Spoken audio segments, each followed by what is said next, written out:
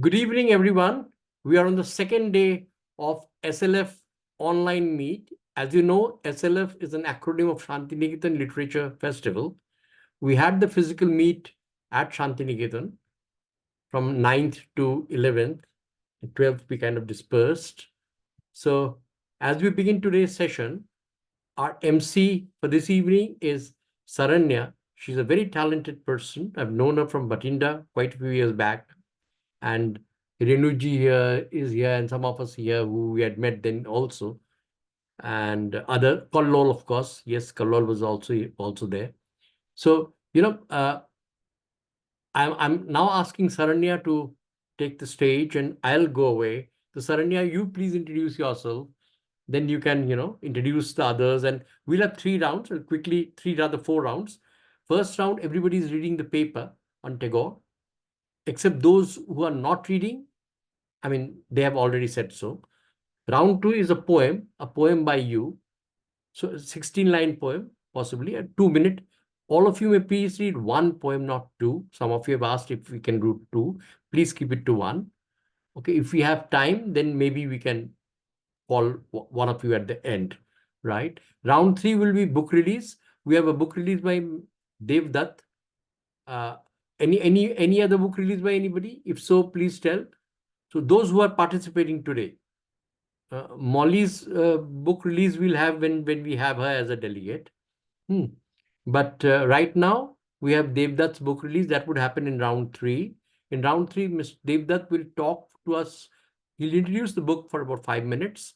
And then, there'll be a question answer session. All of us can turn by turn ask him few things. So that will be very interesting. And round 4, we'll relax with music. And we'll have some music going on. And we have Shankar Sen. He's a very talented person. He's from Germany. Shankar is here. Yes, I can see him. And, he plays the guitar very well. He sings as well, I suppose. So Shankar would play something for us, some Rabindra Shungit, as we know. So over to Saranya. Saranya, if you can sing a line or two of any song, which reminds us of Shantiniketan, please do so and let's begin. Over to Saranya. In fact, I was practicing my 2 lines. That's how I intended to start. Yeah, please So, do that. Please do that. Okay. so Over to you, Saranya. okay.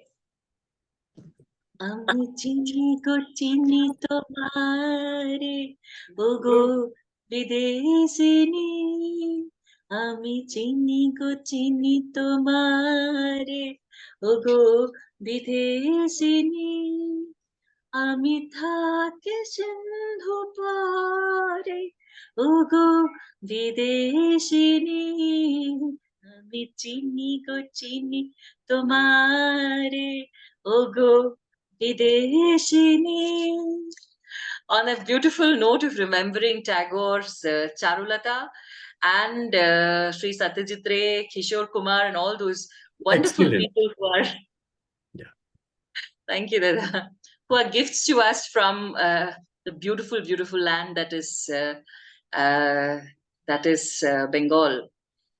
We are here this evening, gathered as virtual delegates at the Shantiniketan Literature Festival. I'm still energized and full of love and full of joy as an after effect of having visited Shantiniketan's serving grounds, and it has been a life-changing experience for me as somebody who has grown up listening to poems from the Gitanjali and having had the privilege of teaching my students Gitanjali. I am Saranya Francis. It's my absolute joy and privilege to join you this evening as your MC.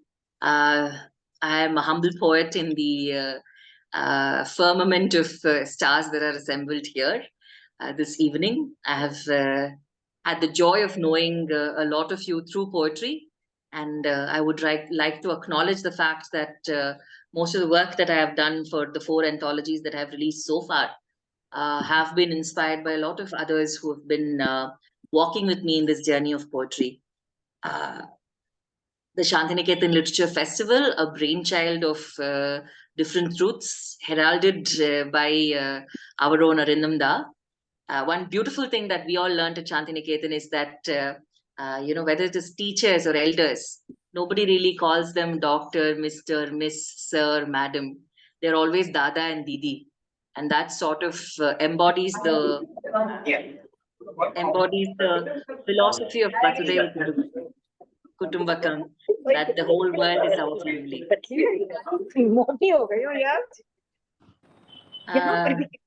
May I request Smitadi and Madhudi to please go on mute.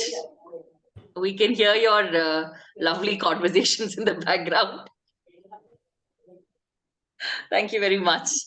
Okay, so I've had the absolute joy and privilege of witnessing quite a few poets share their thoughts and generously indulge young poets like me in whatever babble we would like to call poetry. So thank you so much once again for having made SLF a reality. We are looking forward to many more such editions. A quick background of the Shantiniketan Literature Festival before we continue with the online edition day 2. The Shantiniketan Literature Festival is supported by various organizations, as you can see from the literature that has gone out regarding the festival on our posters, so on and so forth. We have garnered both national and international media's attention because what was realized by the organizers and the founding members of the festival was that despite having a Nobel laureate in literature from India, we have nothing called as a Shantiniketan Literature Festival so far. And this is a pioneering effort, and this effort has definitely made a lot of people sit up and take notice of poets with vibrant voices. These voices will no longer be silenced. These voices will sing, and these voices will praise the glory of the Bard of Bengal. And we all will continue to enjoy the tranquil shades of Shantiniketan as long as the festival is able to host us. On that note, it's my great joy to welcome amidst us Dr. Devdutt, our chief guest of the evening. Dr. Devdutt, born in Bhilai, Chhattisgarh, India, has a literary journey spanning English and Malayalam. He served as chief manager at State Bank of India for 38 years and has published 22 anthologies in India and abroad. Dr. Dutt has translated his poems into Hindi, Bengali, Tamil, and Malayalam, and has been featured in various newspapers, Sunday magazines, and periodicals. He is involved with numerous literary groups in India and abroad. His poetry book, Whispers of a Logophile, was published by Authors Press in 2024. We will have the joy of releasing it with Dr. Devdutt this evening during our Round 3's book launches. We welcome you, Dr. Devdutt, amidst us, and as a part of your presence in the Shantiniketan Literature Festival, I now invite you to speak to us. Your topic is on the essays of Gurudev Stri Shiksha. It is about the concern for women's education and their liberation. Over to you, sir. Thank you, Sharanya. Thank you, Arindam Roy, sir. Yeah, I'm very much delighted to associate myself for the first time with Shantiniketan Literature Festival. Am I audible? And I am very much happy also to speak of the writings of Gurudev. It's a great honor for me to speak on Gurudev. From the bottom of my heart, I am thankful to Arindam ji and the entire team for giving this opportunity. From my childhood, worship for Gurudev was born in me by hearing of national anthem. And I hope every child of Bharat is having experienced the same. Even today, I have goosebumps whenever I hear our national anthem. At any place, at any cinema hall, anywhere, even on TV and all that, automatically I stand up. Everybody is a respect. It comes, means that much powerful is there in that words, that time and all that. And Gurudev was a great soul who took avatar or visited this planet to enlighten human minds with his innumerable poems, poems, and stories. I really feel proud that I have the common day of birth as of Gurudev, though more than a century after I was born. Today I am going to speak on one of the essays of Gurudev, Stri Siksha is almost a century-old essay, but still relevant for woman liberation and independence. For Gurudev, Stri Siksha was a revolutionary movement to give women her deserved status in the society through education. My views may be a drop from the ocean of literature which Gurudev has given to the world. Gurudev was much concerned about women empowerment and their liberation. He always argued for their independence through his letters, essays, short stories, etc. This essay was first published in a journal from Bengal named Sabuj Patra and was translated in English in August 2015.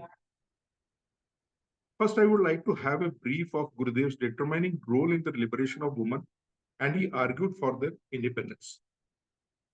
Through his novels, he was able to construct new role models to motivate new generation Bengali women, which was mostly read and translated to almost all languages in India.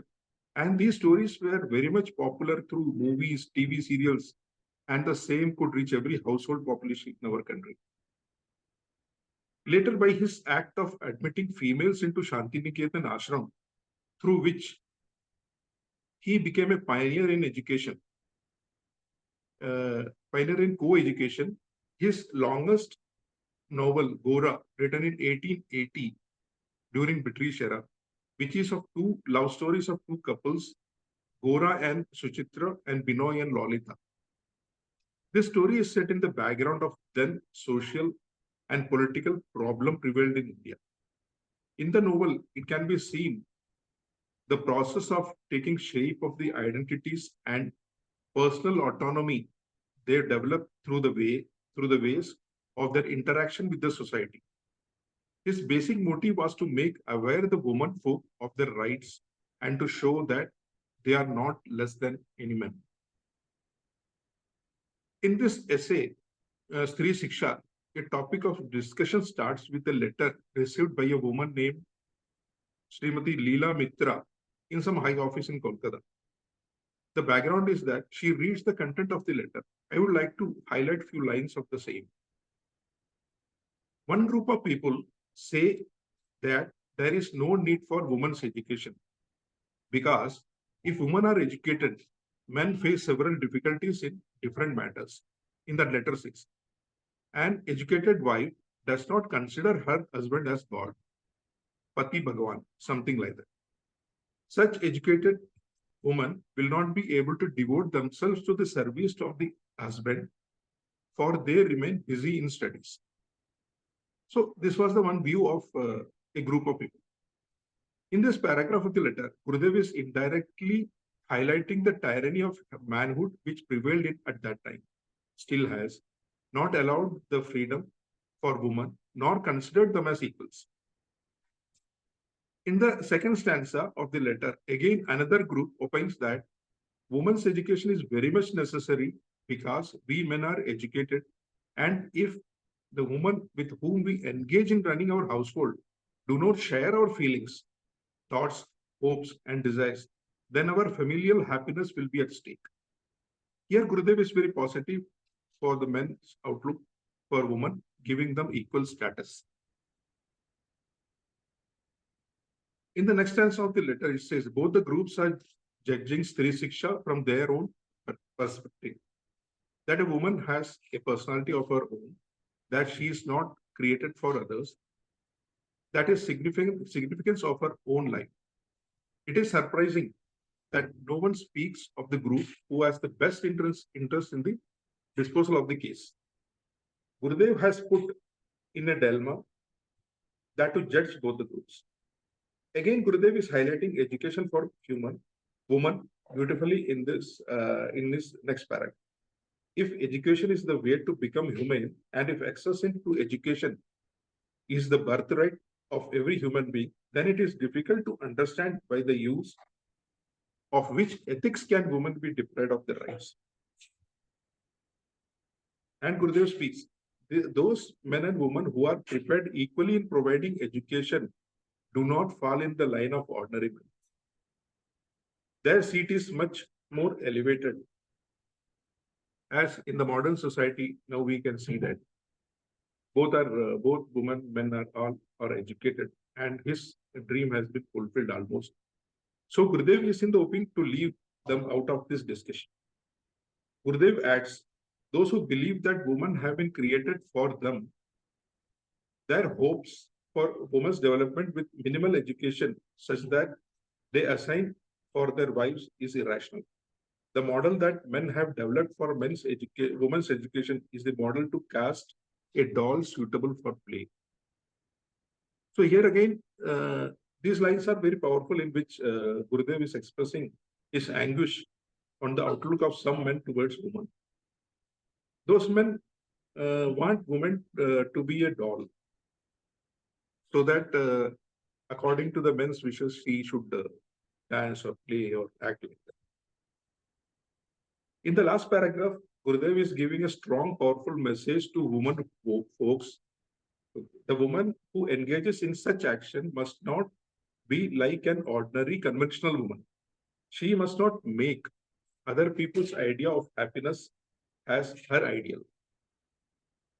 Gurudev strongly emphasizes in this line that she must remember that bearing a child in her womb is not the achievement that defines her. Right? That is not the ultimate aim, as he says. Gurudev wants to open the eyes of deprived woman. She is not merely a naive, bashful creature who is dependent on men. She is his support in crisis, his partner to profound thoughts, and a true companion in happiness and despair, being co-explorer of the path of life. I think it's almost a century-old writing, and how much it is relevant in these days also. Because by these writings, hopefully, the woman at that period in our country might have got the confidence in facing the society. Further in the essay, Gurudev says that there should be no difference between the education to women and men. Then that is a disregard to the God. God is not willing that men only should be educated, or women should not be educated. Both should be equally must go, sharing their lifestyle, life and all that. That understanding should be there, as he emphasizes. So thank you, Sharanya. That's it. That's it of Gurudev. I am very much privileged. Thanks a lot, Devdutt. Wonderful, wonderful paper. Saranya, over to you. Thank you, Dr. Dutt. While you were speaking about the way that Gurudev elaborates on Stri Shiksha in his essay, I was reminded of what I was teaching my students a couple of days ago, and continued in today's class as well. Virginia Woolf, in her essay Professions for Women, talks about this need to break that mold, or that stereotype that we have of women being represented a certain way. And she was still writing about women who need a view and need some money and need to be need to have money of their own and have their own perspective through the window, so on and so forth. And what a joy to also hear you elaborate upon the fact that in his essay Sri Shiksha, Gurudev speaks about this very aspect of women having that unique perspective, of having that perspective towards the world around them, and bringing to the foray the visionary that Gurudev was. And all his stories, I mean, although he does depict women in their actual plight during the time that his stories were written, none of his women were mute. None of his women were the Abla Nari, so to speak, that or nobody is there just for feminine relief. They are there as strong characters present to elaborate upon various aspects. Dada, if you remember, in Professor Sen's discussion with us at the SLF Physical Festival, he spoke about this. That's true. And he spoke about how Gurudev was inclusive, not just in terms of the space that Vishwa Bharati was, but also his ability to make it inclusive for human beings when he wrote.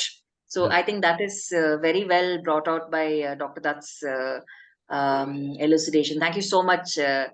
It was an absolute joy listening to you. It's now time for us to travel a little bit towards the European side of the globe and say welcome to Professor Shankhu Sen, our guest of honor. Professor Shankhu Sen is the Rex Karamveer Global Fellowship and Karamveer Chakra Award recipient for 2023-24 and the Panorama International Literature Award recipient of 2022. A multifaceted individual, writing and music are his hobbies. He was invited as a guest of honor in the Global Vision Summit 2024 in Athens, Greece 2024. He was awarded the Certificate of Excellence from Writers Capital International Foundation, Italy, and Biennial of Hagiography and Hymnography in 2023. His visionary outlook led him to be honored as the ambassador for New York Parrot, USA. I've had the unique joy of reading Sri Sen's work online, both on the Panorama Facebook page as well as his blog. Dr. Gopal Lahiri has also, introduced some of his works online to us poets across the globe. Professor Sen, we are so happy to have you amidst us this evening. I invite you to elaborate on your paper, which is Tagore as I See. Over to you, sir. Thank you, madam. One small correction, I am not yet a professor, so yet to become a professor. I am basically an electrical engineer by profession, working in corporate sector in Germany, staying here for last 21 years. And literature and music is my passion, my hobby. And thanks a lot for the very kind introduction. I'm also privileged to be here. It's a great platform. And I also consider my kind of teacher, Mr. Arindam Roy. And thanks a lot for having me here also. He has guided me very well. And we have a strong bonding because of language anyway. But from that, our liking for Tagore has also brought us here in this platform. I would like to start with a translation of my own writing of my recent book, Destination Eternity. Unfortunately, the book is published in Calcutta. I just have the cover of the book here. So I have written in 3 languages, English, Bengali, and German language. So in German language, I have written this kind of prose, wherein I thought like it's my duty to bring Tagore to the German audience. And with all your blessings and with the blessings of my parents and God, I've been able to have quite a good amount of fan following in Germany, Europe, and due to my music and literature as well. So I felt the need to bring Tagore to German readers. And for that, I feel myself privileged to do that and show what Tagore was and bring forth this essay. So this exactly would be a translation of my own writing in German. So I would kind of touch on the key points of my writing. So it goes like this. When Einstein talked about the external universe, Tagore talked about the universe with our spirit and consciousness. When I came across his writings, I had the feelings that not only his imagination was spectacular, but also his choice of different emotions was extraordinary. Growing up, I loved his writing even more. I'm basically an engineer, math and logic filled my head, but somehow his writings changed my perspectives on my surroundings, opened up a different dimension, and I could fit into it very easily. When I read his text, I have the feelings that real education has nothing to do with academic success. It has more to do with the education of our soul and spirit. To judge between right and wrong, we need to train our moral awareness. We know that happiness is a very difficult and also a very easy thing. But if we adapt life to changing circumstances, we can remain happy very easily. I like the aspect of him who perceived the concept of human universe and human philosophy, literature and science associated with an infinite human personality. For him, education was enlightenment of mind and soul. Life is short and no one is immortal, but people like Tagore are in our minds forever.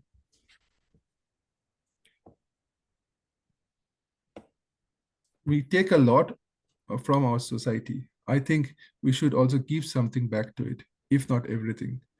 So came the energy to do something creative in literature music.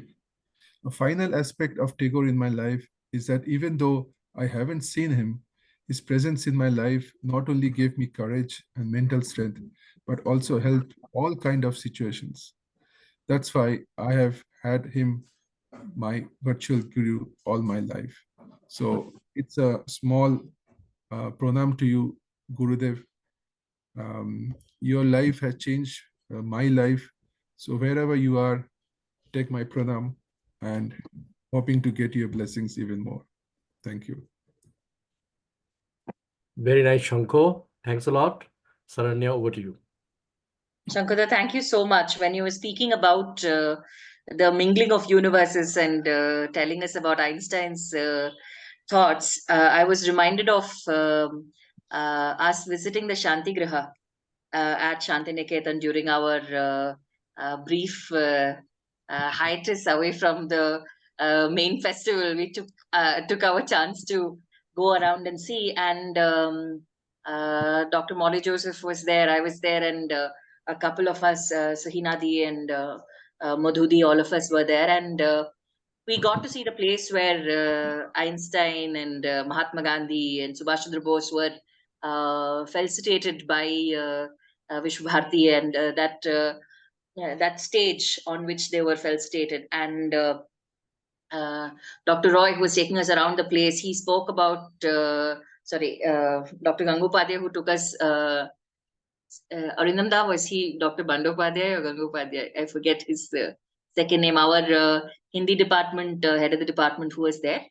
He was Subhash Chandra Roy. Subhash Chandra Roy. Right, so I was right, Dr. Roy.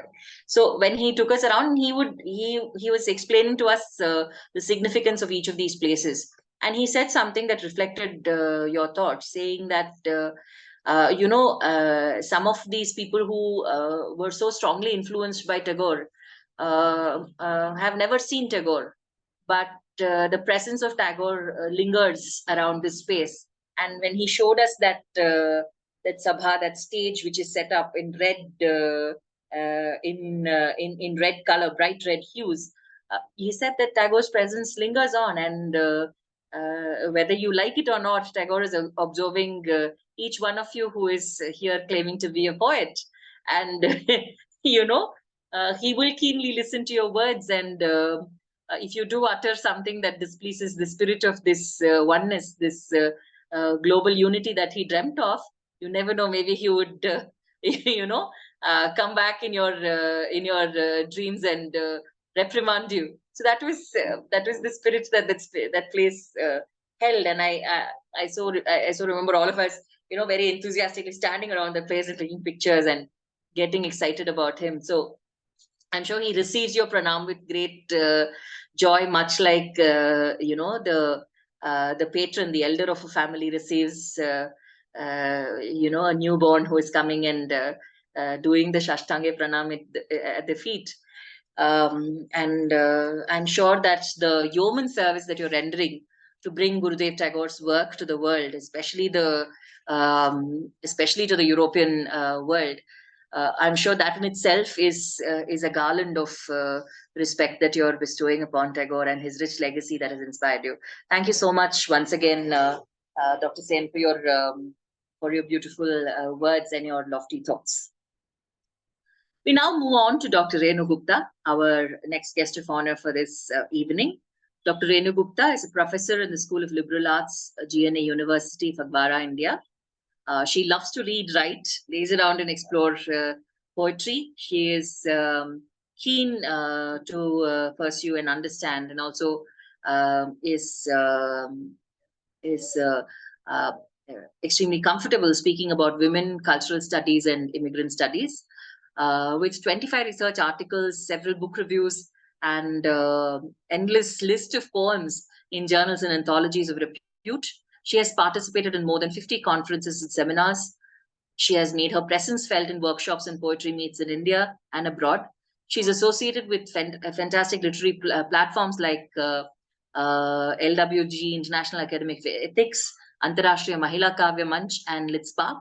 I've also had the great privilege of sharing a couple of chais in Bhatinda along with Dr. Renu, where we I remember the table where we sat on. We had Lily Swarn on one side, Renudi on one side, me in the center, and we had a couple of others who were sitting around, and we were talking about how we are all there, and we were really loud, and we were really having our discussion in a jackan manner, and then suddenly Hitendra, I don't know if you remember Hitendra from Rajasthan, he said, "Arey yaar, aap log itne जोर जोर से क्या बोल रहे हो?" And then Dr. Renu immediately said, "Don't silence our voices. We are loud voices and we would like them heard."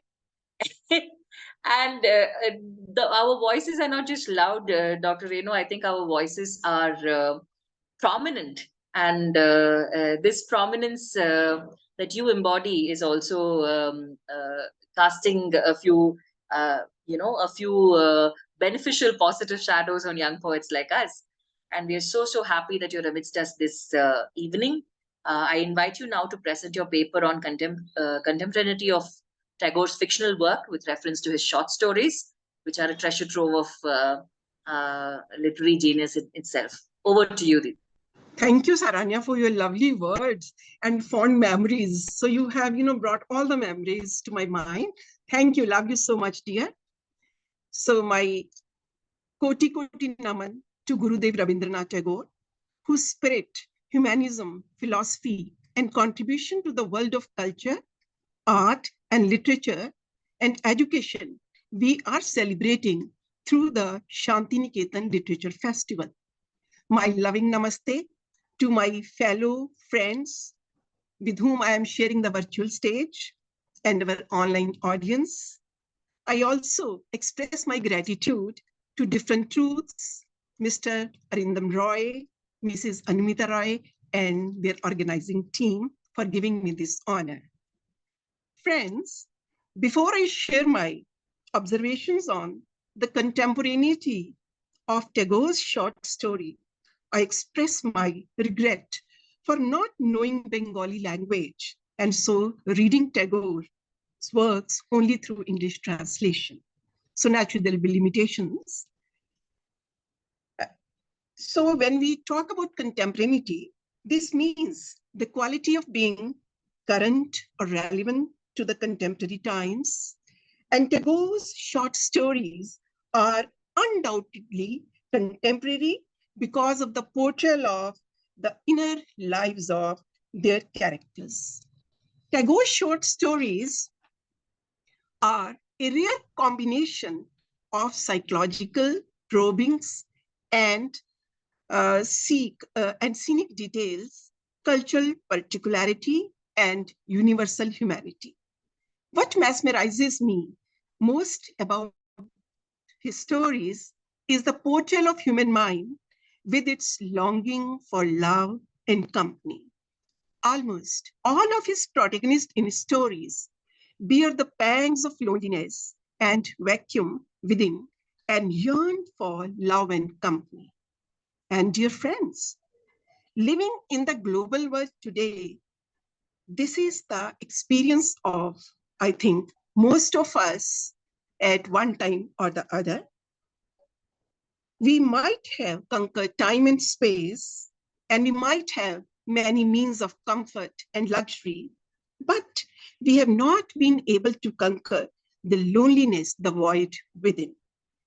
And it is the portrayal of these recesses of human mind that makes Tagore's stories contemporary. He portrays his characters in a particular situation and wields his pen to express their thoughts and feelings.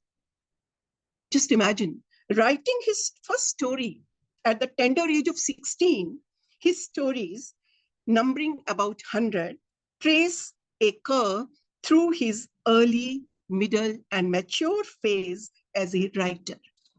For the purpose of illustration, I have picked up a few stories that most of the non-Bengali speaking fellows like me might have read at one or the other time.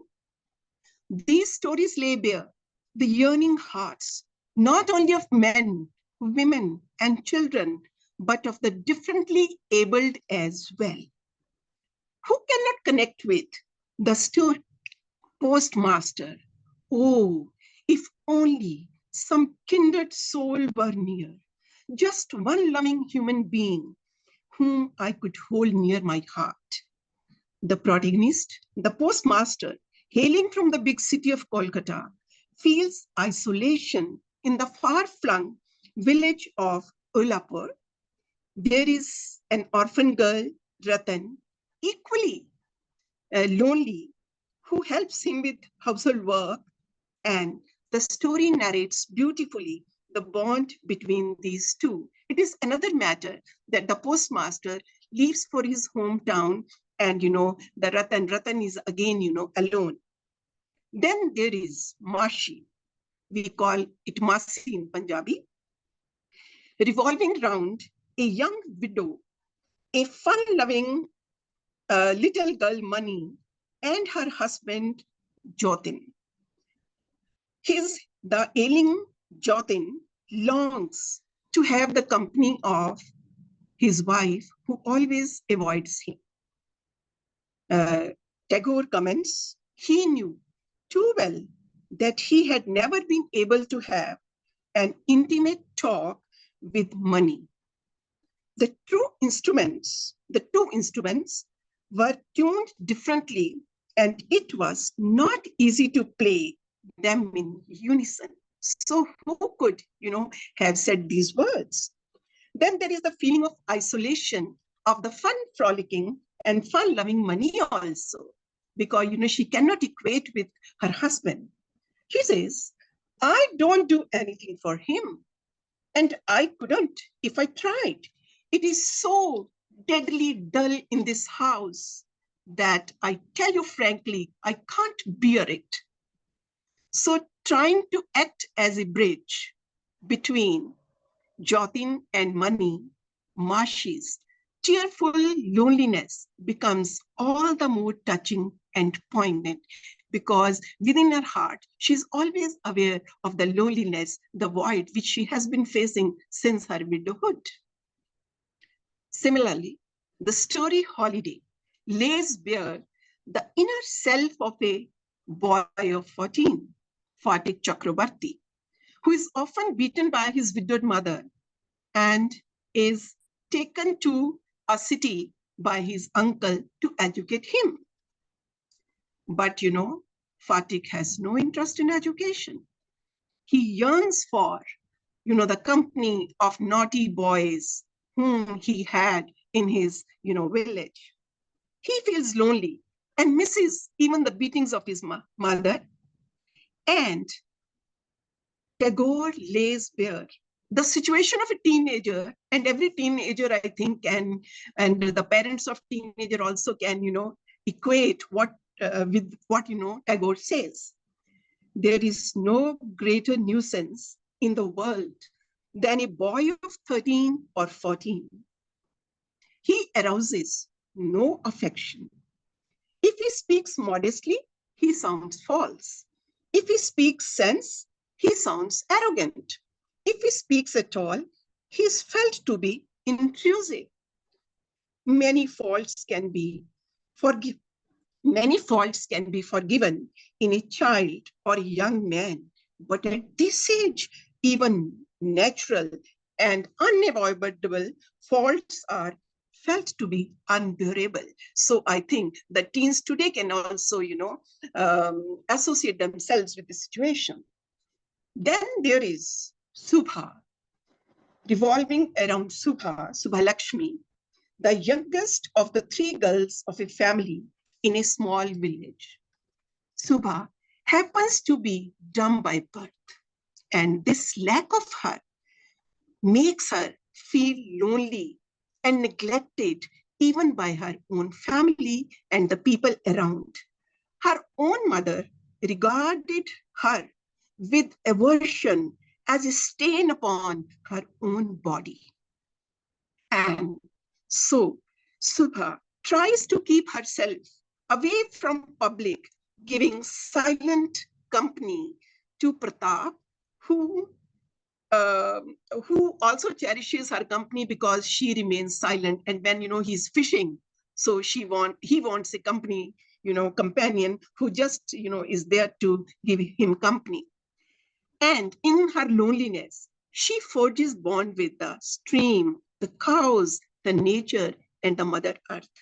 And the end of the story is very poignant. There, she implores to the Mother Earth not to, leave her.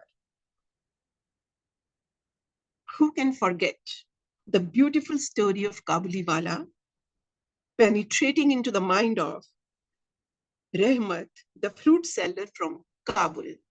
And this story becomes all the more appealing and I think understandable because most of us has watched the movie Kabuliwala as well, and Balraj Sahni really portrayed that role very well.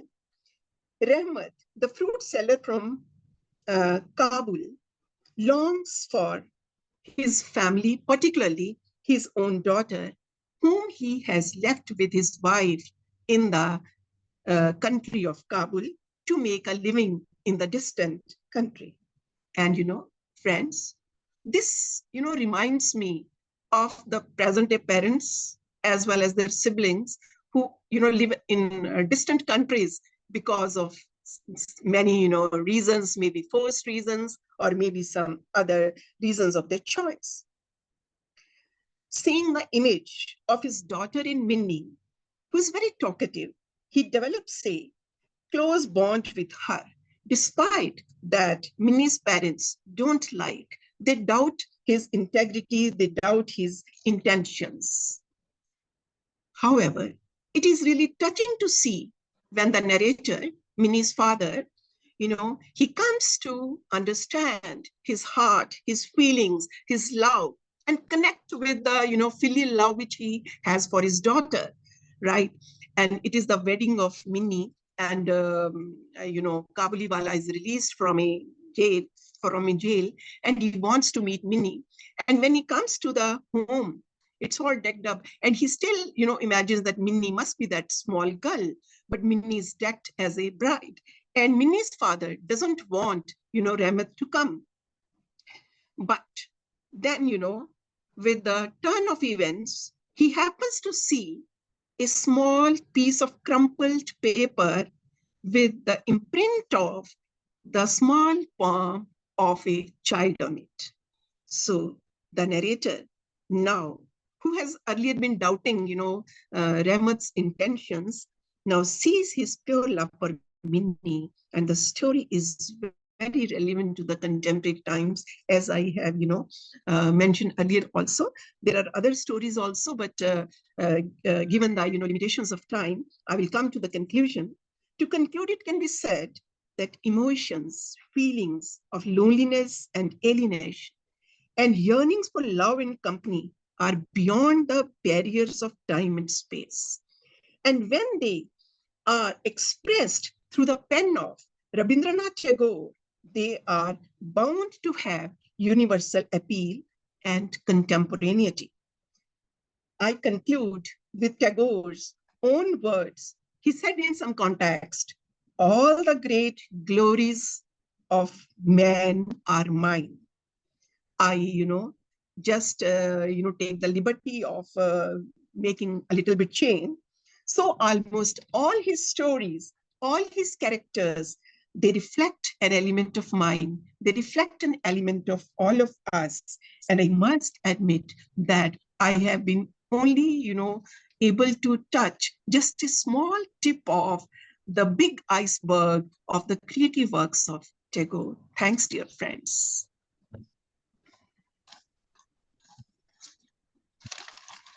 Thank you. Excellent, Renuji, Thank you.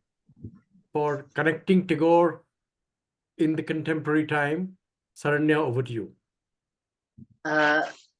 Thank you, Dr. Renu Gupta. I was reminded, as you spoke about loneliness and void within, I was reminded of a story that people don't generally associate with loneliness and void. In fact, it's one of those humorous tales of Tagore which holds a poignant message within it.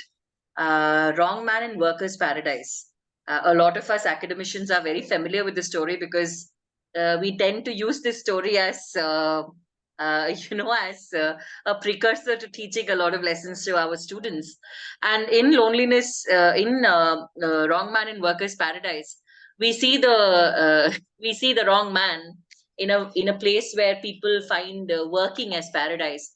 And when this young girl gets attracted to him because of his wayward nature, this comparison and contrast that you spoke about in the lives of in the life of the widow and uh, life of the man, you spoke about how there is a contrast between what they feel within, the void they feel within, and the loneliness that is outside. And I think the Wrong Man in Workers' Paradise sort of embodies that entire concept of this guy feeling so left out and lonely in this place which is full of others. Here's a person who loves being with people, loves doing things, and loves lazing around, and being there in the pastoral beauty of the space. And suddenly he's expected to be busy and work, and there can be no greater hell for a person like him than to be in a place like that. And this girl realizes that somebody who generally carries water is now interested in decorating the pot and having those patterns in her hand and things like that. And one is forced to think about how Tagore is able to capture this. How is he able to capture the innermost thoughts and feelings of men and women so well? Poignant is the right word that you used, so poignantly. Thank you so much for reminding us about the contemporarity of that whole logic of young people today, being able to associate with what Tagore wrote back then. On that note, it's my absolute joy now to move on to our next speaker of the evening. We have amidst us our next guest of honor, Dr. Sridharan Parakod. Sridharan is honored with an honorary doctorate for his work.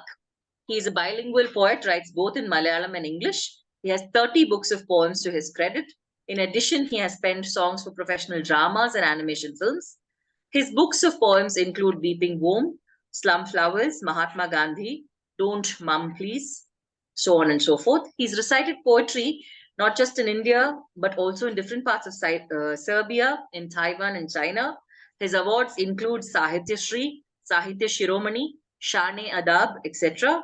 And his honorary doctorate points out to the fact that he's not just somebody who is acknowledged for his poetry, he's also acknowledged for the personality that he brings to the work that he has written.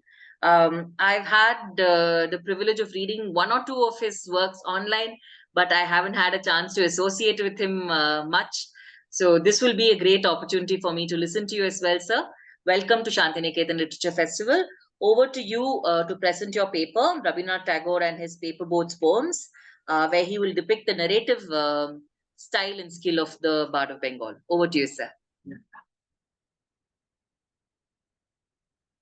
Thank you very much for the opportunity I am given. So, the two things I have to mention now is that when a literary festival was conducted in Hyderabad, Aridhamji was there and he presented the paper very well in a conclusive, in a good manner that I still remember. And the loss is that I could not attend the Shantiniketan festival physically because I have some things are there. So when night comes, I bury my face in my arms and dream that my paper boats float on and on under the midnight stars. These are the words of an innocent child. Innocent child, he writes in paper boats. That how can we say that a child can say like this? Because his mind is full of innocence. So it is so vibrant, his mind is so. And becoming a child is not quite easy. But he has some potential to become a child. That's why I got some ideas from words, his words and his writings. That I don't know whether it is relevant now or that. ഇലയൊരു നാൾ വിരുന്നു പോയി ഇലയൊരു നാൾ വിരുന്നു പോയി ചെറുതാമുറുമ്പി. In Malayalam, ഇലയൊരു നാൾ വിരുന്നു പോയി ചെറുതാമുറുമ്പിനൊപ്പം കുറച്ചു ദൂരം ചെന്നപ്പോൾ പെട്ടെന്നു മഴ വന്നു എറുമ്പിനുള്ളം വിറച്ചുപോയി തണുത്ത പരുങ്ങലായി അതു കണ്ടിട്ടിലയപ്പോൾ എറുമ്പിൻ കണ്ണീർ തുടച്ചു ചൊല്ലി പനി വരില്ലേ മഴ നനഞ്ഞാൽ ഉടയാകാം ഞാൻ നിനക്കായി ഉടയാകാം ഞാൻ. I'll be your shelter and I will be a safe abode for you. And that's why paper boat says that day by day I float my paper boats one by one down the running stream. He says that, boy says, I hope that someone in some strange land will find them and know who I am. And some people from the strange land, I don't know whether they know me, but I hope that, I imagine that vibrant imagination is there. Know that some strange land will find them and know who I am. And the boy says that, the child says that, I load my little boats with the showy flowers from our garden and hope that these blooms of the dawn will be carried safely to land in the night. In night, paper boats will flow, and from one place to another place, it will move. And there will be some strange persons, and they know me because I write my name on that board in black letters, and the name of my village too I write. And that people, that strange man can understand who is the person who writes it and which is the village. And he says, I launch my paper boats and look up into the sky and see the little clouds setting the white bulging sails. At the very same time, when he floats his paper boats, he sees someone there. What playmate? Which is one of my friends will be there, and he will set some clouds to compete with me. And I know what playmate of mine in the sky sends the down there to race with my boats. The boy thinks that. So my paper boats float and on under the midnight stars. Under the midnight stars, my paper boats will flow. But the fairies of sleep are sailing in them, and the lading is their baskets full of dreams. That imagination, vibrant imagination, that strong imagination. And we can say that it is so. And Paperboard says that childhood innocence, high quality imagination. And in the sky, the boy sees the little clouds setting their white bulging sails. And he says that, and the playfulness of a child is clearly depicted in it. And what can we say that Paperboard, written by Gurudev, tells of the childhood and the innocent one has during the childhood days. It describes the playfulness of a child. The child floats paperboards down the stream and thinks that there is another child sending birds as clouds to compete with the birds. And he says so. And I cannot say for sure that whether I can elaborate it. No, time is so. I think, and he thinks, the boy thinks, the child thinks that somebody will be there to compete with my race, my bird. In night, the child buries his face in the night under the stars. And love and wish is clearly said in it. And though a humanitarian, and his educational concept is that a holistic approach towards education and environment, humanitarian, and unknown place and unknown people are also introduced. So the first non-European writer to be awarded the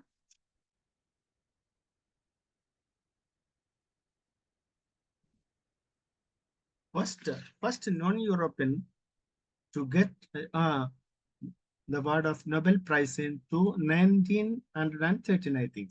So, and what I can say more in this regard, that a child's plays, children's literature, and his narration, his depiction is very vast and meaningful. At the very same time, Gurudev is ever remembering, because we are in a mood to see his picture, because he's in us. His concept of God is divine, because he sees everything, universality or internationalism. He preserves that idea, internationalism. And Vasudeva Kudumbam means every one family is there in this world, and we can say. And I cannot say for sure that whether I stop now or Thank you very much, Sridharanji. Thank you. Very lovely presentation. Over to you, Saranya. Thank you, sir, for reminding us about the the special place that Tagore holds in children's literature. What really struck my mind is the unique style of poetry recitation in Malayalam. It always has that music to it. And poetry is not just read in Malayalam, it is sung in Malayalam most of the times.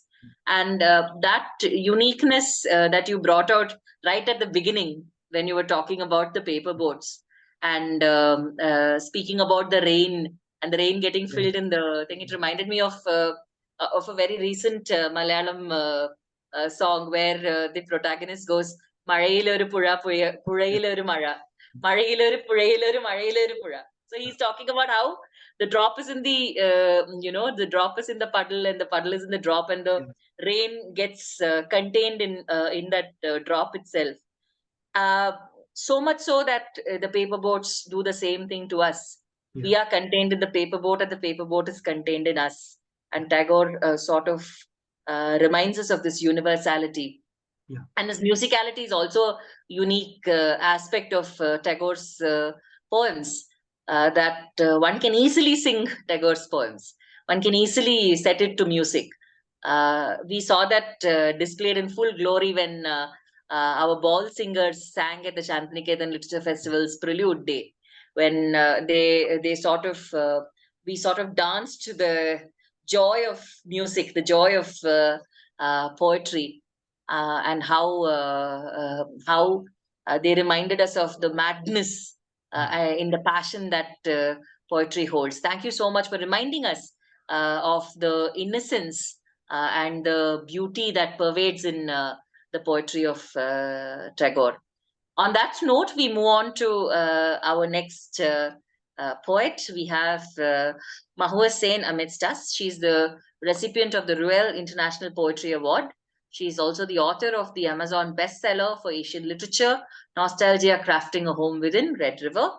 Her works have been widely published and very well accepted and appreciated by poets across the world. She's also edited a few poetry anthologies and is currently working on 2 translation projects. slated to be published by the beginning of 2025. We wish her all the best for her new works. She has also worked with organizations like the Hindustan Times, Standard Chartered, GE Money, before she joined Bullseye Outsourcing as the regional director. Ms. Mahua Sen is somebody who is no stranger to the fraternity that is gathered here this evening, because we have read her both offline and online. And we are so happy, Mahua, that you're here with us this evening to speak about Tagore's portrayal of and the liberation of women, citing examples of his short stories again, which is relevant even to this day.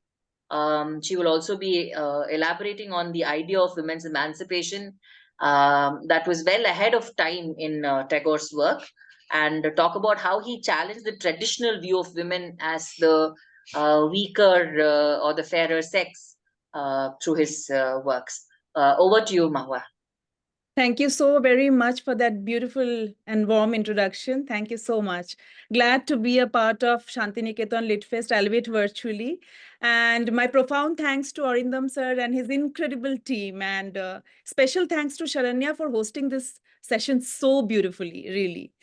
And first of all, the disclaimer, I do not have a paper ready to, read in front of you. However, I'm deeply inspired by Tagore's representation of women. And I would like to talk about that through his stories that affected me, intensely. And I have written several poems on his women protagonists. Those who are there on my, list, Facebook friend list would know that I keep writing about, Rabindranath's women protagonist. Shantiniketan is a living testament of, Rabindranath's philosophy. And Rabindranath is an emotion. He is an integral part of our lives, as Sharanya very rightly pointed out. We grew up listening to and singing Rabindra Sangeet. In fact, before I could, talk clearly, I was taught Amra Shabai Raja Amaderi Raja Rajatte, which roughly translates into we are all kings in the kingdom of our king. So, his works enlighten the world with its beauty and wisdom. His poetry, writing, music, philosophy broadens our perspective of what it is to be human. His emphasis on humanism, universalism, interconnectedness of culture, so to say, continues to inspire people across the globe. And we know that literature plays a very important role in mirroring the workings of society. And as a conscious socialist, Tagore exposed all the issues and evil practices of 19th century India through his writings. And he was very vocal about the predicament of women. And the women protagonists in his stories were empowered, who fought for equal status amongst the throes of 19th century patriarchy. Almost all his female characters had a very strong resolve. They talked about individuality, they talked about liberty, they talked about freedom, justice, power, and often they would challenge patriarchy and talk about practices which are considered taboo even today, I would say. And his idea of women's emancipation was, of course, much ahead of his time. And as a result, one of his most significant contributions to society is the portrayal of women in his art, which is, as I said, relevant even to this day. And now coming to his representation of women, first woman that comes to my mind is Binodini, because I know all of us have read Chokher Bali. And the story, Chokher Bali's protagonist, Binodini, is a widow. She has totally ditched societal, norms, traditional setups, etc. for widows, and she's not ready to leave her identity as a woman and even her desires of love. And Tagore has portrayed Binodini as a beauty with brains, and she has to struggle with her own passion and unfulfilled love as she kind of, sways between Bihari and Mohendro. And another female character that we see in the story is Damini, if you remember. And she ignores societal norms and conventions, and she prepares a life with, her new husband. So I think Tagore, through this story, wanted to reform the condition of widows by giving them equal voice, equal choice, right? Um, and then we can talk about Mrinal from Street Potro. I was really mesmerized when I read the story. A wife's letter, Street Potro. And Mrinal is a woman who is married into a zamindar household. And she has been portrayed as an intelligent and a very sharp woman who feels kind of stuck, in her domestic life after marriage. And her intelligence seems to be as a flaw, and her beauty is the only thing that people talk about, right? So later in the story we find that she's introduced to Bindu, the widowed cousin of Minal's sister-in-law, who unfortunately commits suicide. And after that, Mrinal becomes completely disillusioned with the idea of family and marriage. And she writes a letter to her husband explaining her decision to leave him in order to finally, seek her emancipation. So through this story again, we see that Tagore emphasizes on importance of education. A woman who is educated has an agency, right? She has a voice. She can live life without being dependent on a man counterpart. She doesn't need to be subjugated and crushed in a male-dominated world. So all these things, and then we can talk about Mrinmoy from Shamapti. She's one of my very favorite characters. So she's young, fun-loving, and she enjoys her freedom. And everything changes for her when she's married off to a very wealthy and educated man. And one day, on the day of wedding only, I guess, yes, Mrinmoy confronts her husband and asks her the lack of choice and decision to get married, and then refuses to reciprocate his feelings. She wants to live her life on her terms. And she asks very pertinent questions. She asks that why is it that a girl who is the one who has to kind of make all the adjustments before marriage and even after marriage. And I think this is a question that many of us ponder over even to this day after 100 years, right? So yeah, so and then we have Giribala from Manbhanjan. Giribala is the protagonist who is trapped in a loveless marriage with a very wealthy zamindar. We can relate her character to Charulata from Noshtonir. And later she finds out that her husband loves a theater actress and plans to leave her. And while spying on her husband, Giribala is introduced to the world of theater and finds her calling there. And after her husband leaves her, unlike many others, she's not vulnerable. She's not shattered, She kind of reinvents herself and pursues a successful career as a theater actress. So I think through Giribala's story again, Tagore highlights how women can find success in whatever field they choose, like Giribala found her calling in theater, defying traditions, defying society, and so on. So I can go on, but then I know we have limited time. So yes, Tagore's female characters were real. They were feisty, they were brazen, they were like the metaphorical phoenix reborn from the ashes. And they were not mere artifacts and ornaments in a man's life, so to say. They kind of, demanded to be treated and respected as human beings. They claim their sovereign identity. And I would like to end it with what Tagore himself had said, and I would quote. He said that women are not only the deities of the household fire, but the flame of the soul itself. So yes, on this note, I would pause. Thank you. Excellent, Mahua. Thank you. Thank you very much. Saranya, over to you. Thank you, Mahua, for, I was really taken when you said that Tagore's women remind us of what it is to be human, right? Because often, more often than not, when we talk about women characters, we somehow look at them as the other.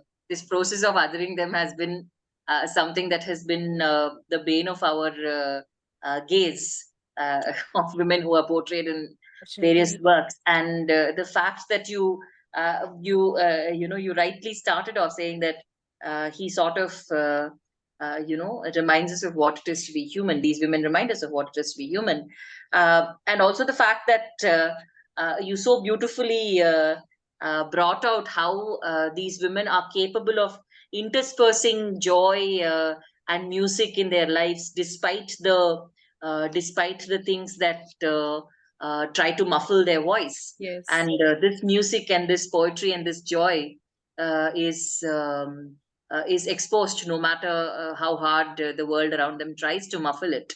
So this sort of struck me the most. Thank you so much for that exposition of those characters. We will remember what it is to be human every time we read those women characters again and again. On that note, we move on to our next poet in line, which is Kasturika Mishra. Do we have her on the meeting? Yeah, we have her. Kasturika, please unmute yourself. Hello, Kasturika, can you hear us? Hello, Kasturika, can you hear us? Dada, her both her video and audio are off. Can any of us call her once? Yeah, I'll do that. I'll do that. Just a minute. In the meantime, should I move on with I move on with our next poet, Dada? We will move on to the next poet. Hello. So that Hello, can you hear me? Yeah, Kasturika, she's here. Okay, fine. Hello. Yeah. Hello, Okay. everybody. Please wait. Please wait. You are being introduced. Please wait. Please wait. Yes. We just want to check if you're online before introducing you, ma'am. So we have with us Kasturika Mishra. She's a multilingual poet of India and an excellent ghazal singer.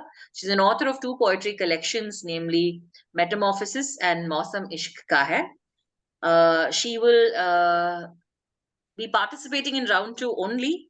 But in round 1, we have requested her to recite 2 translated poems from Gitanjali in Odia and give a short context in English to these poems. The Odia translation is done by Sri Antaryami Mishra, a poet and lyricist from Odisha. This is her poetic presentation on Tagore. Over to you, Kasturika ji. Thank you so much.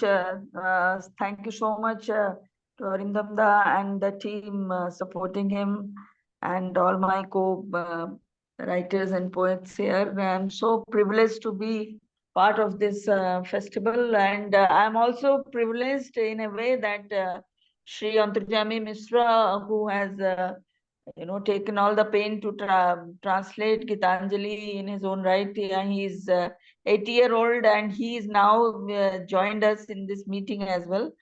And I am really indebted that we are able to add him to this meeting. These 2 poems which he has translated are basically on the theme of love, which no one in this centuries, over the centuries, have depicted so well as Tagore.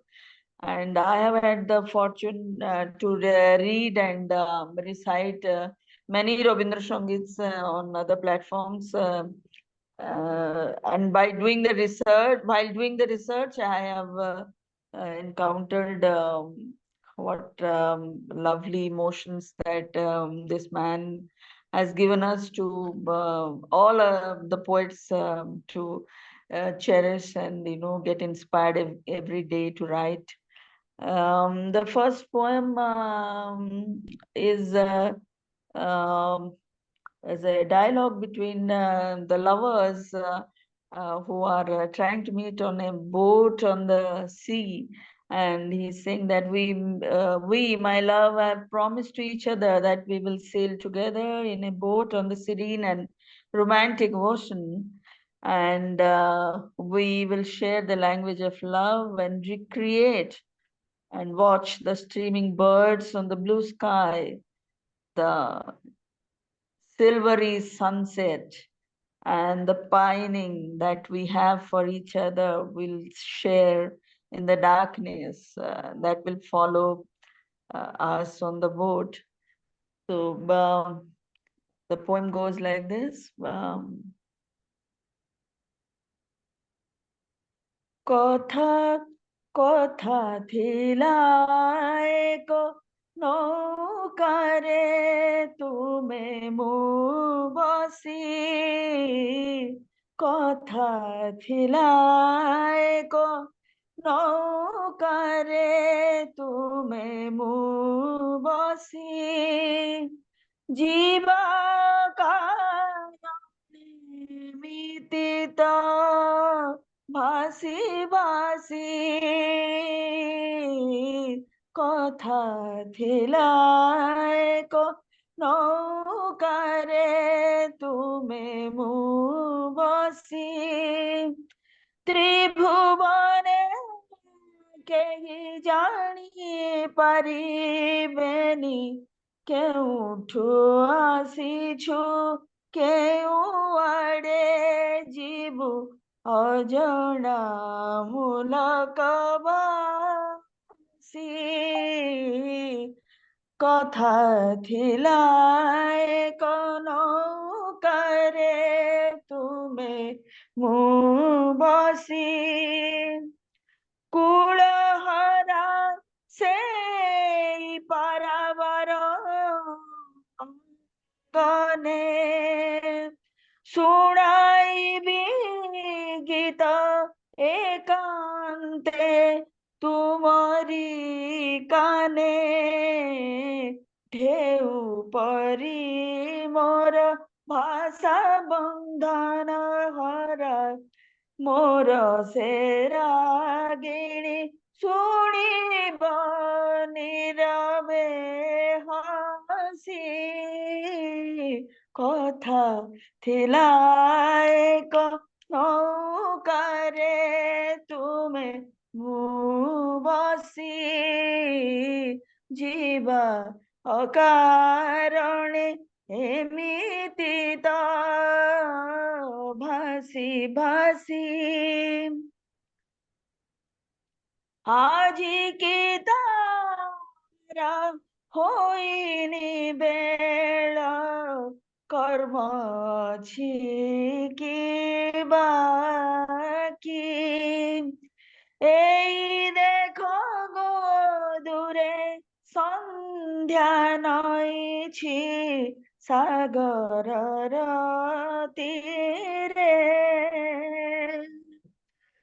স্তিমিত আলোকে পক্ষ মেলি সাগর পারির পক্ষী দেখ সভিয়ে নিড়ে আসন্তি ফেরি ফেরি কেবে গো তুমে আসিব ঘাটে কুহ কেবে গো তুমে আসিব ঘাটে কুহ তুটাই দেই সবু বন্ধন মোহ তুটাই দেই সবু বন্ধন মোহ অস্তর বীর শেষ আলোক পরি নিশিথ বুকে নিরুদ্দেশে নিশিথে তরি জীবা গো ভাসি ভাসি কথা থিলা এক নৌকারে তুমে মু বসি ଯିବା କାରଣେ ଏମିତି ତ ଭାସି ଭାସି Thank you. Excellent rendition. Thank you, Kasturika. And Thank you. I would like to read some of the messages which have come. Wow, from Moma Shen. There was a heart sign and Excellent sign from Smita. She's my classmate. She's here. Excellent singing, Okay. wonderful, strong, controlled voice. Thank you. This again is from Smita. Over to you. Over Thank to you you. so much, Dada. It's always my pleasure. Same here. Thank you. The second poem which I want to read is about the moonlit night. Kasturika, we'll have to Can stop. I stop here and then maybe repeat it in the... Maybe later if we have time, we will have Yeah. it. Okay. Thank you. Okay. Thank you. Thank you. Please mute me. You can just press the mic button. Yeah, thank you. Thank you so much, Kasturika ji. As you were singing, it felt as if one was transported to a riverside on a boat, and you're having those conversations, trying to convince the other person to pay heed to what you have to say. And every time you say kotha, it has that special, special weightage to what the next stanza holds for the listener. Thank you once again for this beautiful rendition. You are on mute, Kasturika ji. I'm saying please thank Dr. Antajami Mishra also, who is on our panel now and who has beautifully translated the poem. We thank Dr. Thank you. Antaryami Mishra, but I think he has left. However, please convey our message to him. Thank you. Sure, sure. Thank you, sir. Thank you, sir, for that beautiful translation. And thank you, Kasturika ji, for that rendition that really, really enthralled all of us that are present here this evening. With that, we have completed one part of the circle of this evening, and we move on to the next part of our circle. We come back to our chief guest of the evening, Dr. Devdutt. Dr. Devdutt, are you able to hear us? And come back on, unmute yourself and come back on. Yeah. So Dr. Devdutt Can you will hear me? now, yes, we can hear you, Yeah. sir. Dr. Devdutt will now render two of his two poems titled Geetanjali to Shraddhanjali and Candles. If you could recite one of the two poems, sir, right now, Sure. and we I could know get the back to it. time constraint. Yeah. Yes, Know the yes, time constraints and all that. Yeah. Yes. No issue. Thank you. So first of all, I would like to show you my collection of Geetanjali, the original copy of Geetanjali, right? It's of 1949 edition, and introduction by W.B. Yeats, and the original publication was in 1912, and in 1913 he got the Nobel Prize for this. You say, I got this, I don't know, one of my friends gifted me this. Yeah. Okay. Now we will come to my poem, Geetanjali to Shraddhanjali. Geetanjali is originally, I meant of this Geetanjali only. And Shraddhanjali means the present status of woman, the happenings nowadays. There is no respect for woman and all that by some anti-socials and all that, So here you taught us to keep, I am referring to Tagore. You taught us to keep our heads high and feel the freedom. The girls once you dreamt of giving independence are now frightened of freedom. They can't look up into the eyes of passing men. Men stare to eat with a thirst overloaded in looks. Many of the women nowadays feel like that. Many a men live with infected brains, power-starving leaders, oblivious, blind to see the girls with bleeding heart. That's the poem. Very short poem. I have tried to just convey a feel of present girls, teenage girls, those who are being different. They have to pass through different type of situations. So that's it. Thank you very Thank you. much. And it's Thank you. quite relevant with the with the terrible incident that happened in Kolkata. So it's all the more relevant. Thank you. Over to Saranya. Thank you, Dr. Dutt, one more time for having spoken about the gaze. I'm sure all the academicians here would have also felt that, the concept of the gaze that we always speak about in gender studies and feminist studies, about how it is not just uncomfortable, it is also somehow gives us that creepy feeling of um, being unsafe even in your own country, own land. Thank you once again for that poignant poem. We now turn to Sri Shankar Sen to speak to us once again through his Bengali poem inspired by Tagore, Kobiman. Sir, over to you. Thank you, Madam Saranya. Yes, this is my poem from my first book, Sankho Manjari, published by Hawajan. And it's written in Bengali, so I'll also read in Bengali. Later on, I'll give a gist of the poem. Kobi Mon. Momo hridoye tumi thako kobi. বিরল তোমার ব্যক্তিত্বের ছবি কল্পনার বন্ধনে পারিনি তারে ভাবতে আজীবন চারে বয়ে চললাম চলতে ফিরতে ভ্রমের ছায়ায় তুমি রবে অন্তহীন ক্ষমার আশায় কাটবে হিতাহিতের দিন যদি আসো তুমি কভু কবিতার মালা গেঁথে মম আত্মরূপ নেবে সে উপহার দু হাত পেতে বিস্তারিত এই আলোক সাগরে ভাসবো আমি তোমারই স্রোতেতে গাইবো আমি বইবো আমি তোমারই ভাবের হাওয়াতে ক্ষণিকের মায়াতে যদি হয় মন বিচলিত কবিতার প্রণয় বাঁধবে মোড়ে বিস্তারিত জীবন যুদ্ধের আশা তুমি বাস্তব স্বপ্নের প্রদীপ তুমি ভিজুক অশ্রু জ্বলুক অনুরতি ভাসুক আশা তোমার লেখারি জোরে কবি মন তুমি আজীবন থেকো মম হৃদ মাজারে ধন্যবাদ thank you Bah, Chamatkar Kavita, a beautiful poem. Over Thank to you, you. Saranya. So Thanks. I think most of us have understood.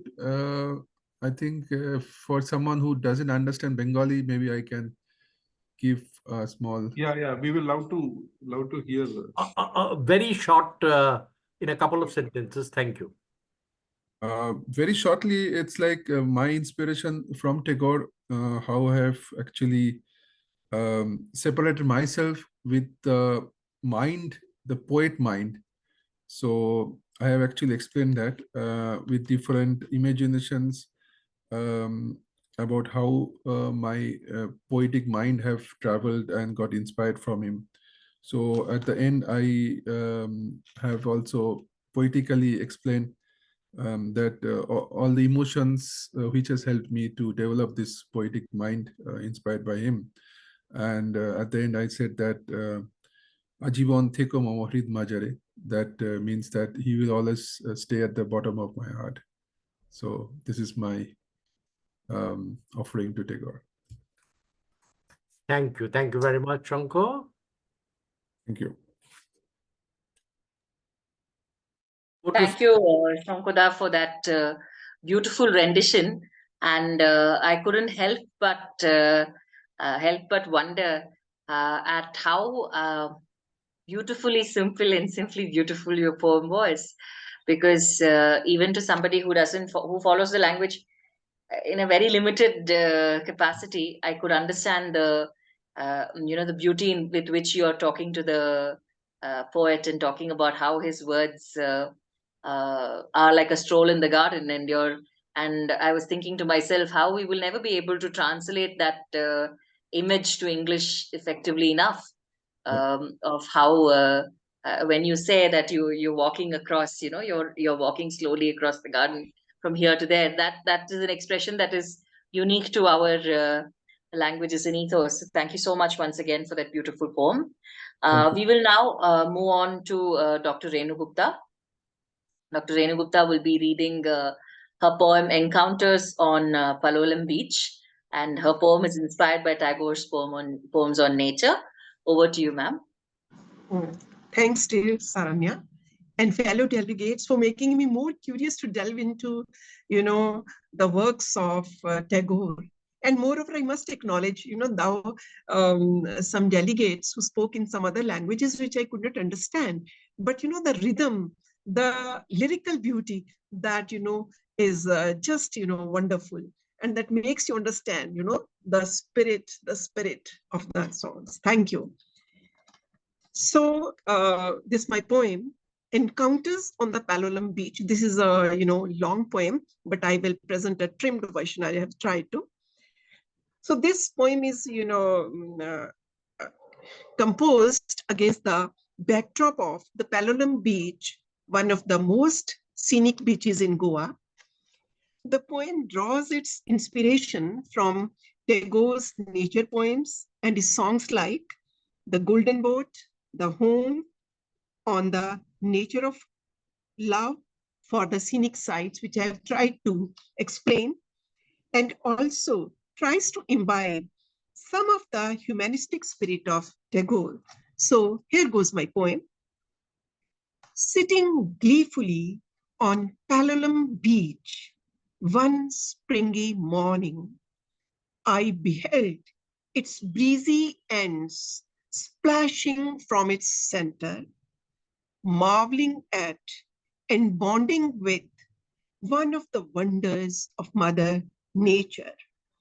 I savored the splendid sight of the crescent shape of its beach, satiating my spirits on the joy of its jutting stony rocks. I fed my eyes upon the lovely sight of the sun melting into the sea. But, oh, to my horror, I saw the serene climes suddenly changing their hues. The gentle breeze howling, the calm waves growling, the smiling sun scowling, and the still rocks prowling. In my trembling thoughts, I thought of the humanity, their pangs untold, their pains unhealed, their labors unheard, and their loves unresponded. All this brought tears to my eyes, and I wondered, is this the destiny of us all? But somehow, the very next moment, I could see a glimmer of light flashing above the rough seas. This revived my faith and kindled my pride in being human, and I counted our uncounted blessings of our instinct for survival, our ability for revival, and above all, our hope perennial, for having kept our lives going, our civilizations flourishing. I wondered, was it a chain of my illusions, or was Mother Nature teaching me some lessons, for the precious lesson through the succession of encounters on the Palolem Beach? Thank you, dears. So since, I missed Thank some you, lines, Renuji. which might have, acted as connecting, but still I tried. Thank you very much. Lovely nature poem. Thank you. Saranya, we'll have to speed it up also. I'm sorry, because we are running out of time. So over to you. Thank you, Dr. Renu Gupta. I was particularly struck by the word still rocks prowling. The way she said the still rocks are prowling. I think that ironic usage was pretty representative of the entire poem's personality. Thank you once again. We now move on to our next guest of honor, Sri Sridharan Parakud. He will be reading a poem to us as well. Just give me a moment, please. Yes, thank you. Sri Sridharan will be reading a poem which is a lullaby inspired by Tagore. Over to you, sir.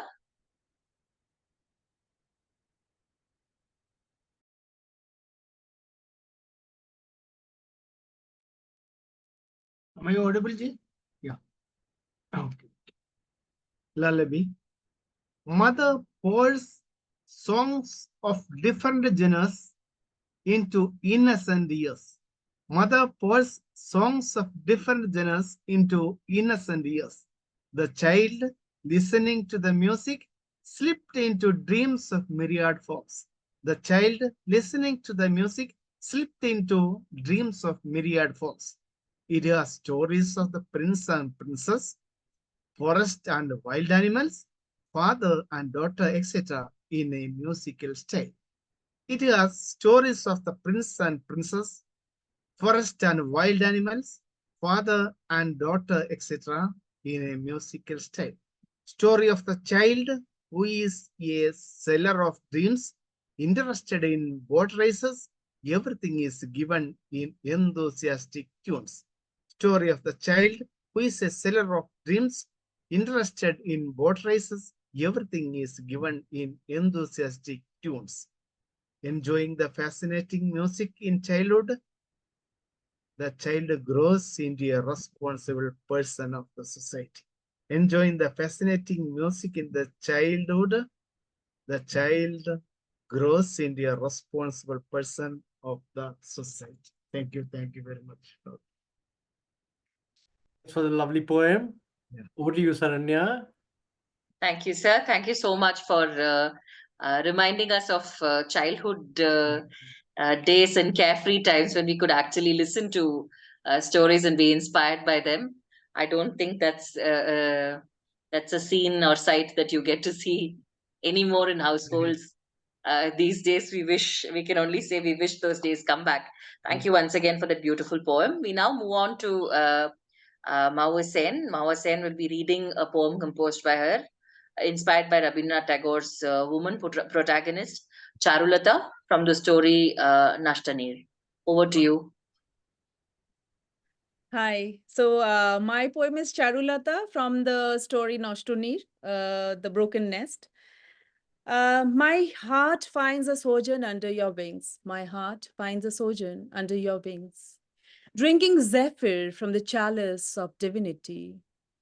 We weave rainbow wreaths with the petals of silence. Filching a piece of sun, we decorate warmth in our lives. We illumine the photic spots of our being with the beating of our hearts. I swaddle truth. I swaddle truth with my pink pashmina and stack it in my old almirah as I live the moment with you.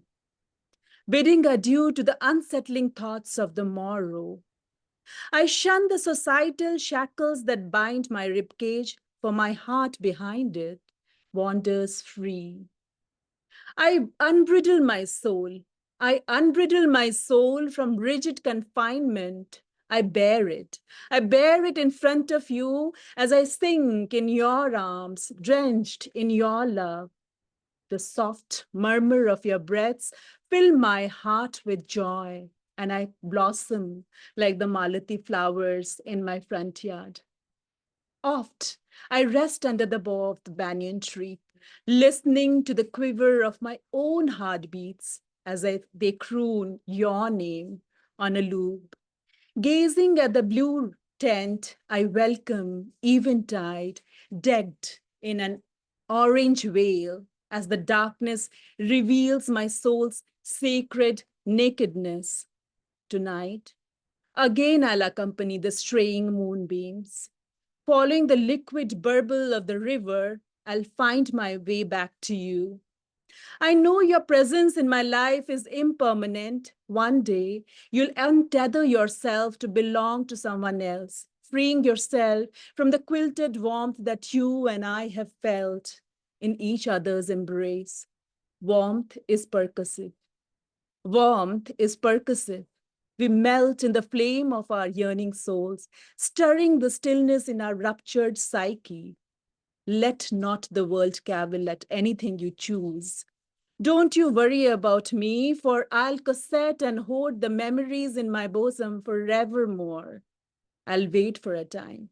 I'll wait for a time when there will be no computation of rights and wrongs, when the impish rain would dance in wild glee, blowing its bagpipes in my veranda, and the flowers will adorn their best attire in pinks and reds, yellows and violets. That day, I'll borrow the dewdrops from the irises of the morn.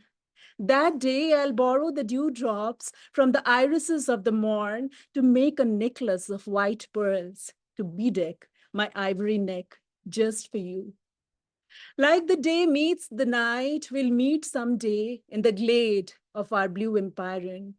Clutching infinity in your fist, you would sing to me in your clear tremble voice as we would sing in the dusk of our dulcet dreams. Thank you. What a beautiful poem. Thank you, Mova. Thank you. Beautiful, Saranya. Mova. Thank you so Very- much. Thank you. Thank you, Maua, for that there's one image that stood out for me, which is swaddled truth with my pink pashmina. There is so much in that line where you were talking about swaddling, and it's a pink pashmina. It's not a swaddle cloth.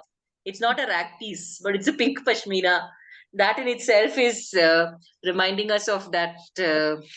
Kind of signifies merriment, right? So Absolutely. And exuberance, pashmina, of course, the luxury of the warmth. the warmth and the luxury of truth, even Yes. to be able to say the luxury truth is a luxurious thing. So thank you once again for that beautiful and image rich, image heady, image rich poem Thank you. this evening.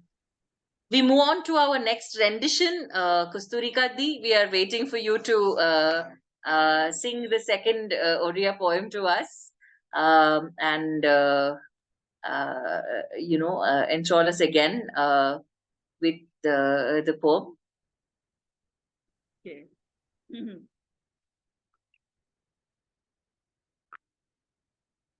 This is a more amorous in feelings. I think that Tagore is known for his subtle take on amorous activities, and this is that while in this moonlit night, when we are coming closer to each other, our hearts are speaking to each other, and then I'm not getting enough courage to to tell you that how I miss you and how badly I want you in my life. So here it goes. This is again translated by Dr. Mishra. I'm indeed indebted to him for writing such beautiful lines. Hey, Shoshana, rate jagi chimo prana. Hi, Shoshana, rate jagi chimo prana. तुम्हारी पास मिलिब के गो स्थान हे जोछना राते जागिছি মো প্রাণ পারিব দেখি অপূর্ব সেই ରହିବ ଚାହିଁ ହୃଦୟ ଉତ୍କଣ୍ଠିତ ବାରବାର ସେ ଚରଣ ଚୌପାଶେ ଭ୍ରମିବ ମୋର ଅସୃଜ ନନ୍ଦନ জোছনা রাতে জাগিছি মো প্রাণ তোমারি বাসে মিলিব কি গো ছান সাহস করি নিজে মুনাই পারে বসিবা পাই তুমরি পাদ তଳେ ভূমিরে রাখি নয়ন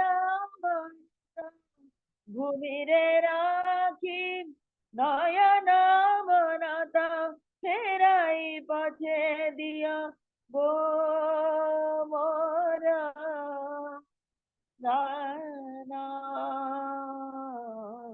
এই জোছনা রাতে জাগিছি মো প্রাণ তুমরি পাশে মিলিব কি স্থান এই জোছনায় এই জোছনায় আলালা Thank you. Beautiful. Saranya. Thank you once again for it felt like it felt like the original mull cloths from the land of the Babus of Noyanjore coming and brushing you and caressing you on a Yes. beautiful evening like that. Thank you once again for bringing out that subtlety of the suggestions that Tagore makes in his writings so beautifully. With the permission of the chair, I would like to, before I invite our chief guest to release his book, which is the next launch his book, which is the next part of the evening, since we have Dr. Dutt and Sri Sridharan with us as well, and Dr. Maury Joseph, I take the privilege of, take the liberty of sharing this little clipping that I wanted to share as the closing part of our evening before the launch, as well as the word of thanks. This is a beautiful piece called. It is titled Charulata. It is written and scripted by a very bold and very aesthetically talented director called Shruti Sharanyam from Cochin, Kerala. And she has reinterpreted Charulata in her own imagination. And there is this particular part of the clipping that I would like to present, which I thought is an amalgamation of all the thoughts that we shared this evening. So this will take less than a minute. I will cut the clipping right at when I want it to stop. So I request you to indulge me for that 1 minute when I will share this as an amalgamation of what we have shared this evening. Sure, Saranya. We are eager to hear. No issue. Thank you, Veda. Thank you so much. So I will be sharing my screen. I hope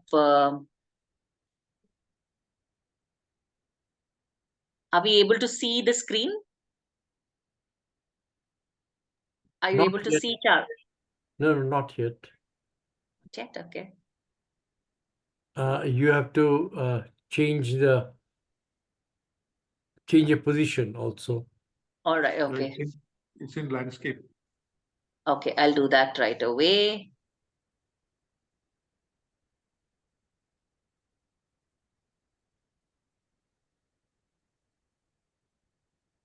Did that help? No, not as yet. Not as yet. Okay. Hold on. I'm going to try one more time. Yeah, now it's okay. Now you can only see. You can't see the screen. Okay, just give me a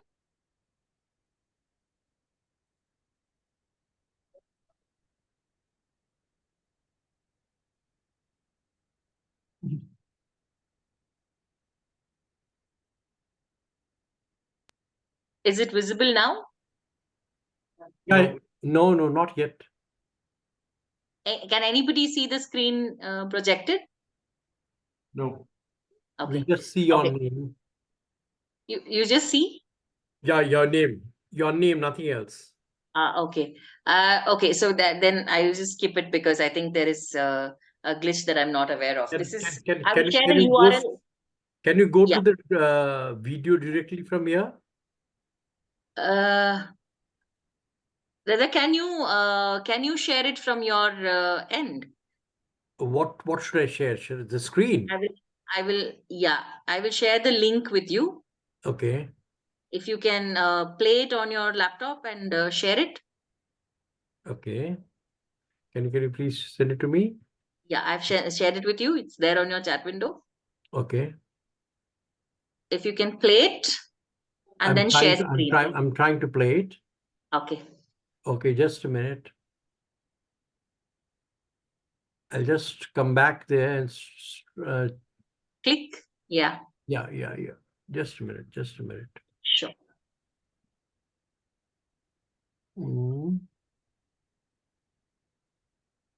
Can you see my screen? Yeah. Is this the one? It's not playing. Something gone wrong. Wait. Not able to see it. I can see the screen, but I can't. Dada, you have to come back to Zoom and share screen. Wait. I'm doing just this. I've come to Zoom. I'm Share. Screen. Yeah, I did that. When it says share, can you click on share a window? It will say share a window. No, it is not saying share a window. Okay, what does it say? Share. Okay, share again. Okay. Yes. Okay, so now on your audio, the place where your mute button is there. Just a minute. Where have I kept that thing? Wait. I can't seem to find it. Saranya. I think I can't find it. I mean, something has gone wrong. What are you not able to find, Dada? The video that you shared. Okay. Because I was clicking the link and I didn't download it possibly. No, you don't have to download it. It's the YouTube link. Okay. So it's open in a window on your computer. You have to say share screen. I've done that. Already done that. I'm trying to find which window is it gone to. Chrome. Okay. I think There's I can YouTube right next to that. Yeah. I can find it. Yeah. Can you see it now? Yes. Yeah. You will have to go to No, this is playing something else. Yeah. it is the same thing. You have to can you scroll to 221? 221. Okay. Just a minute.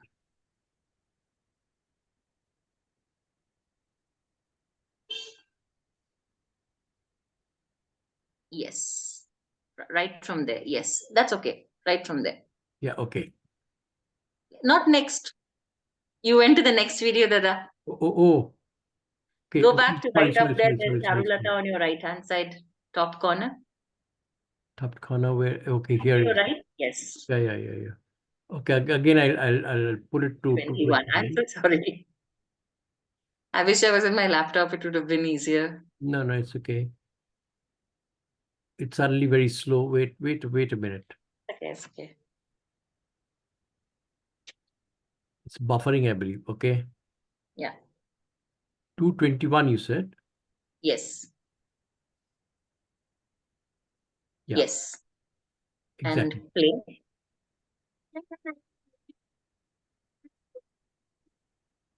Dada, can you just pause the video for a moment? Yeah. And on your Zoom screen, where your audio mic icon is. Yeah. Wait. You will see. Yeah. Where do I come to my Zoom screen? Wait.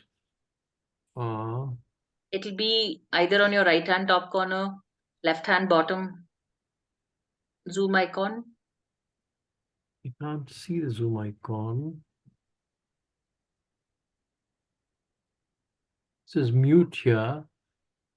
You can't If hear you it. click on the arrow, if you click on the arrow next to mute, Arrow next to mute. There is a share computer sound. Stop video, make my audio, blur my background. No, No, it's that not. is video.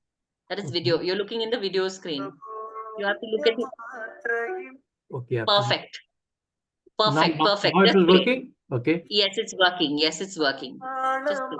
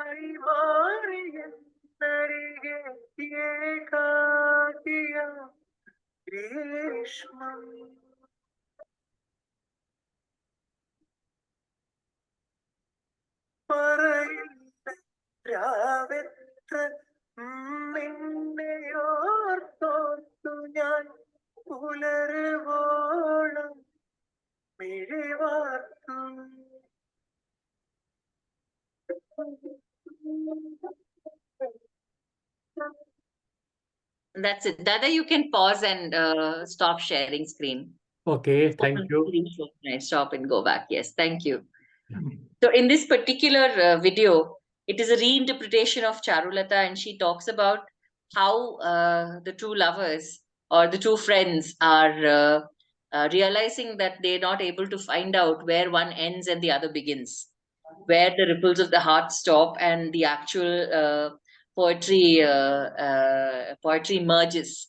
So I think this evening is a result of that kind of a feeling itself, which is described in Mugileya Edire.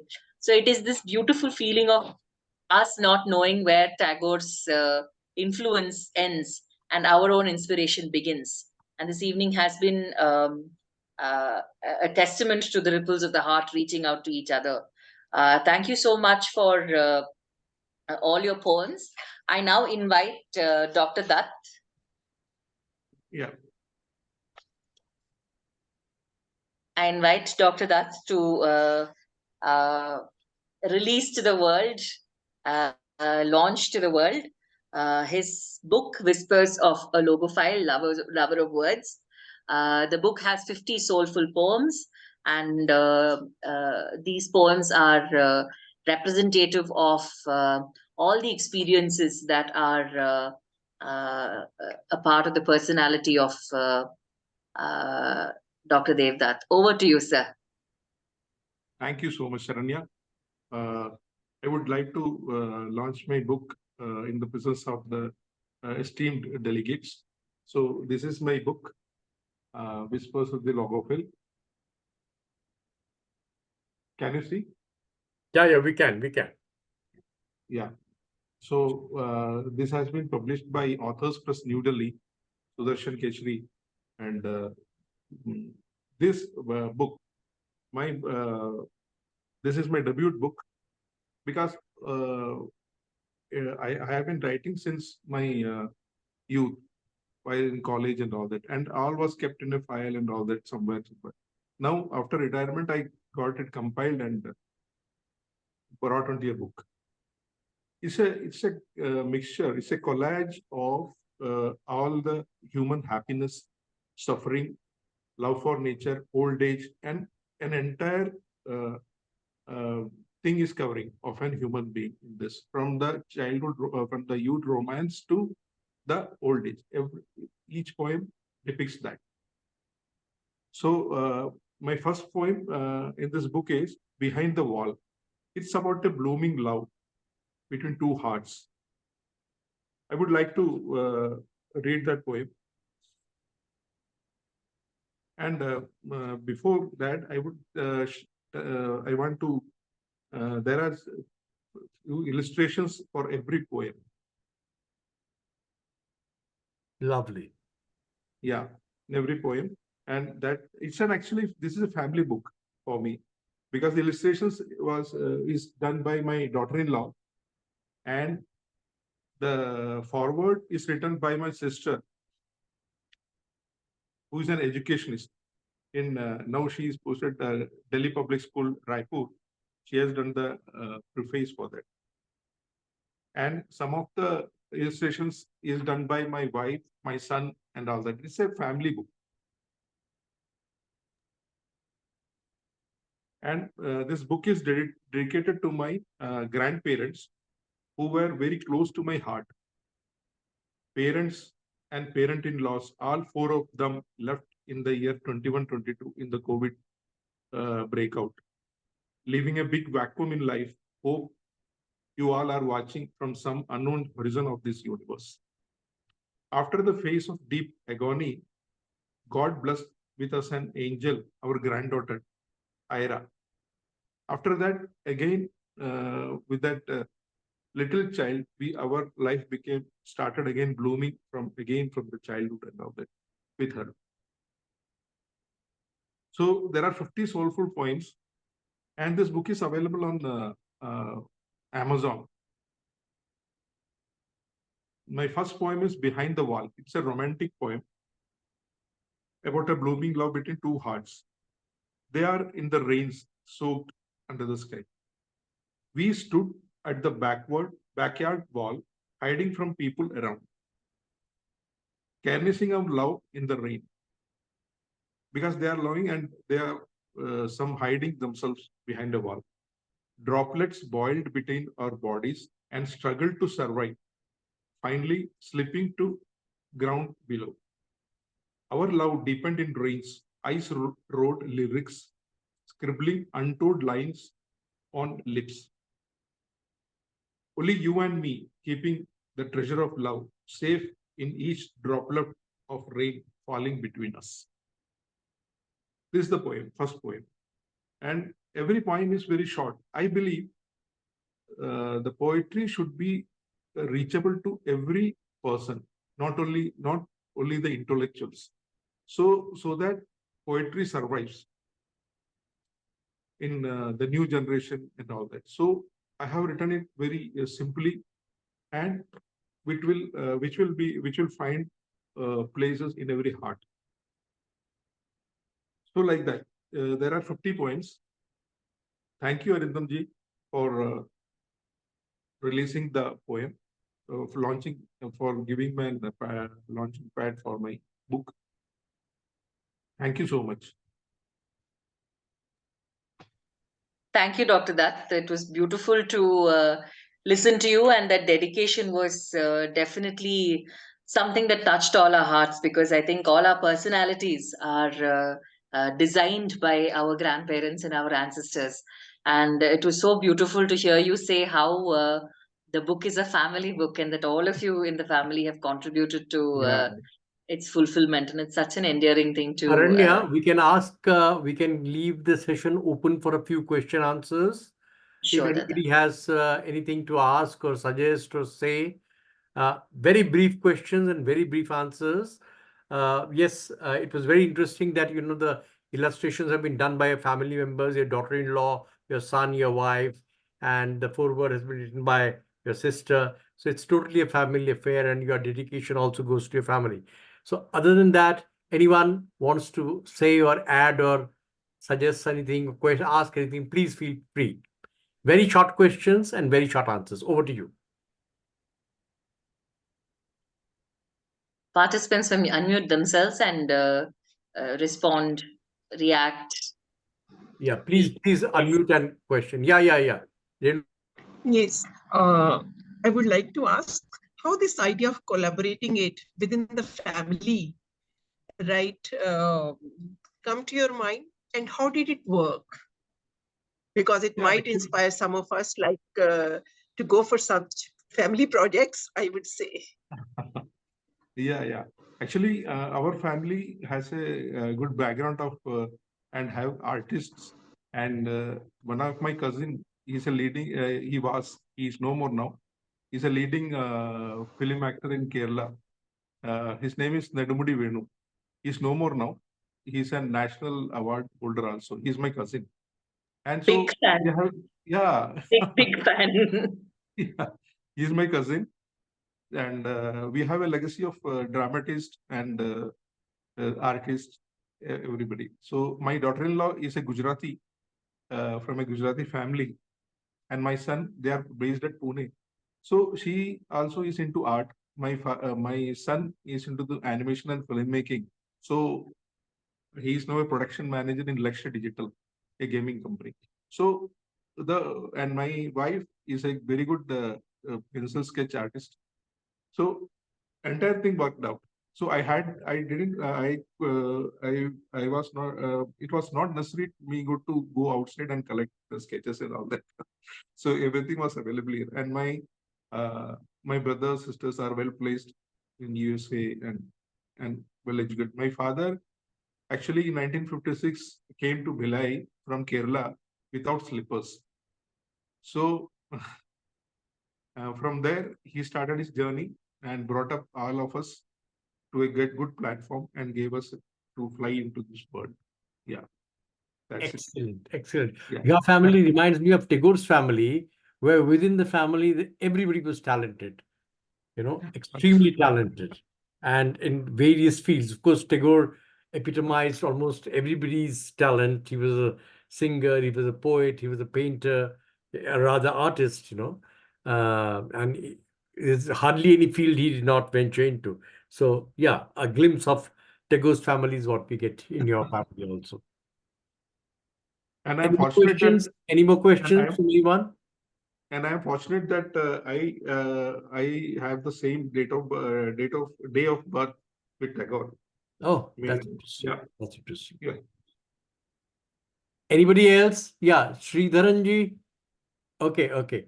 Now we can end the session, and we fourth round where we could hear Shanko. Shanko, if you are here, we could hear you play your guitar for us. Shanko. Yeah, I have given the video, so can you play that video? You're mute. You're mute, Arindam. Please Oh, I unmute. started. So you see, Chonko, Saranya's laptop is not working. She's, working from her mobile. So that's why I shared it for her. If you are on a laptop or something, please, you can play it right. You can do the share screen and share it with us directly. So that would save Okay. us a lot of trouble. Let me just think. Okay. Shankada, do you have it I'll- on your desktop? Do you have the video on your desktop? I'll open it from my email, which I sent to you Arinamda, yes. Okay. Arindam. Maybe I can play it. Let's see. I was not prepared. I thought that it will be played. Oh, I'm so I sorry. thought you will be playing the guitar live for us. Anyway, I'm so sorry. I think Okay. that's It's in is my that a mail track also. along with it? Mr. Shankada, Sen is has it a video? Is a video of a track? Is it a track? Charanya, Yeah, it is this actually a mail also. made, and which was like with audio and video both. Oh, okay. Okay. Let me just see.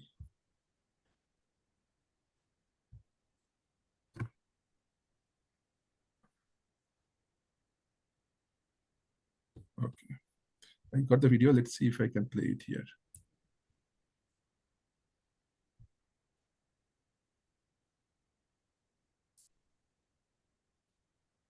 Are you comfortable sharing your screen? Yeah, first let me open the video, then I'll share the screen. Yes, please. Maybe you can, in the meantime, share some poem or whoever is interested. No, we have come to the end almost. Okay, Everything is see. over. Kasturika Mishra, if you're there, can we have your poem for the round 2 that was there? If you can The listen English to one. your poem.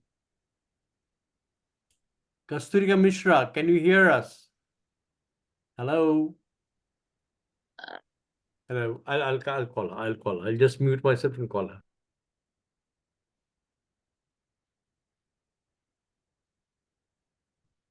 Sharanya, that video is in my mail also. He has addressed to me Sir, also. in mail. okay. Could you share your screen in that So case? what should I do? What should I do? Just open the video, sir. Just a moment. It's in the mail. So can you He's see my able to video? share. He's able to share. Shankoda is able to share. Can you Okay, see my video? Yes, yes, we can. Okay, you gave a tip of sharing the audio also, right? Yes. Could you just click on the arrow that is there next to your mute button? Your mic, the mic button on your left bottom of the screen. Yeah, same as speaker, same as system, no? Yes, Select. same as the speaker, yes. If you click on that, it will say share computer audio. I have selected that same as system speaker audio. Yes, perfect. Perfect. So let's try, yeah? Yes. Can be heard? Yes. Yeah, we can hear it. I have actually arranged this music in keyboard and guitar.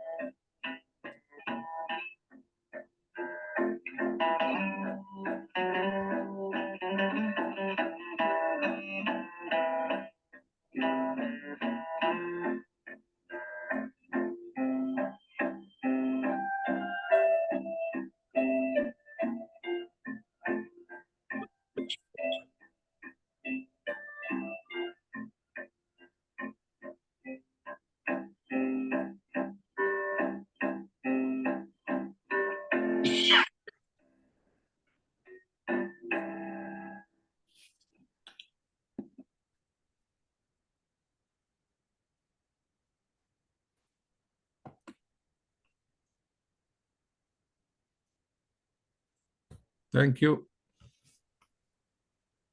Thank you, Shankar. I only wish we could have heard it in person and Yes, live someday. Sure. I will maybe in the next show I'll do that. Yeah. I was trying to call Kasturika. I tried to call her. There was no response. I don't know if she's there. Kasturika. Anyway, let's now end the whole thing. It's pretty late. It's over 2 hours now. So, Saranya, I'm now proposing the vote of thanks. Yes, Deva, please do. Okay. Thank you, everyone who has been present here. It was a very enchanting, a lively evening, beginning with Devdutt, with Renuji, with Shankar Sen. We had Sridharanji, Kasturika ji, Mahua. Mahua, I can't see you. Where are you? Okay, here you are. By the way, I should tell you that one of the anthologies that we brought out, Mahua was in the editorial board. The anthology was Love and Longings. I think I have the book somewhere here. Okay. Oh, yeah. The book's here, I guess, somewhere. Yeah. So anyway, I did keep it ready. So Yeah. maybe you'll have to wait for some That's other a time. beautiful book.